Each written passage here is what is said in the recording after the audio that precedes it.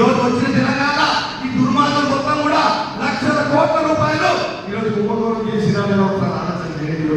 ఈ రోజు నిజంగా ఈరోజు చాలా మంది ఇంకా ఆ డబ్బు రావడానికి ఈరోజు మళ్ళీ కాంగ్రెస్ పార్టీకి వస్తామని చెప్పి తిరుగుతా ఉన్నారు.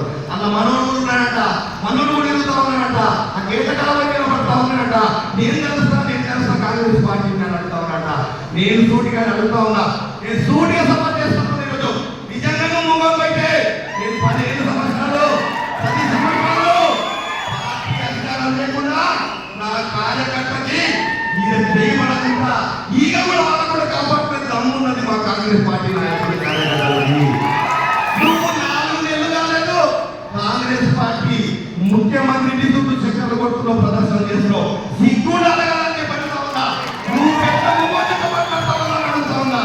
ఈ రోజు ఐదేళ్ళు టీఆర్ఎస్ పార్టీ కార్యకర్తలని నువ్వు కాపాడి చూపి అని చెప్పిన సందర్భంగా తెలియజేస్తా ఉన్నా. ఇంకా మొదలు కాలేదు, మొన్న ఖాళీ శాంపుల్ అయితేనే 300 కోట్లు బయటకు వచ్చినాయి. రేపు ఎలక్షన్ సరిపోని మా వాళ్ళు చెప్తా ఉన్నారు, ఓపిక కాబట్టి ఎలక్షన్ దాకా అప్పటిదాకా ఏ మంత్రి చూపించదు, ఇప్పటికే భయపడిపోతున్నా చెప్తారు.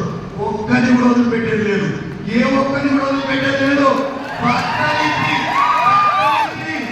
రోడ్డు మీద తగ్గకుండా తీసుకుపోయి గొప్పలేస్తామని నాకు చెప్తా ఉన్నా నేను చెప్తున్నా. ఎందుకంటే ప్రతి ఒక్కరు కూడా అభివృద్ధి చేసేవాడు తప్ప ఎవరు సుద్ధ కూర్చున్నాడు చెప్తున్నా. టీఆర్ఎస్ పార్టీ ఎవరు సుద్ధ కూర్చా ఏ గ్రామంలో ఏ సర్పంచ్ అయ్యాడు, ఏ గ్రామంలో ఏ ఎంపీడీసీ చేయడం అడుగుతా ఉన్నా. ప్రతి ఒక్కరు కూడా మొత్తం ప్రజల సొమ్ము దోషిస్తున్నారా అని అడుగుతా ఉన్నా. ఆఖరికి ఆ డబ్బా బెడ్రూమ్ నిర్మిస్తామని చెప్పడం పేదలై ₹1,00,000 ₹2,00,000 తీసుకుని దాచుకున్నటువంటి ఈ దుర్మార్గులు, ఈ నీచపోదు ఇలాంటి వాళ్ళకి ప్రజలు ఎట్లా ఓట్లేద్దామని చెప్పి అడుగుతా ఉన్నా.